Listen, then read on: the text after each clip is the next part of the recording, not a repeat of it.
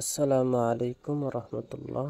প্রিয় দর্শক, আজকে আমরা বাংলাদেশের সুন্দর সেতুর ভিতরে অন্যতম একটি অষ্টম বাংলাদেশ চীন মৈত্রী সেতু, যা বেকুরিয়া সেতু নামেও পরিচিত।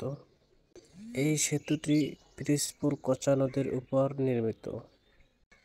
সেতুটি 2022 সালের 4 সেপ্টেম্বর উদ্বোধন করা হয়।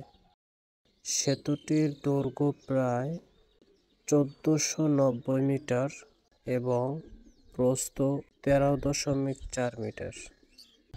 এই সেতুটিতে 9টি স্পান সহ 8টি পিলার বিশিষ্ট তৈরি করা হয়।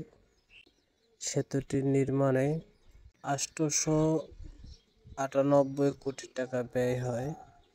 তার মধ্যে 654 কোটি টাকা চীন সরকারের অনুদান, বাকি 244 কোটি টাকা বাংলাদেশ সরকারের নিজ অর্থায়নে তৈরি করা হয়।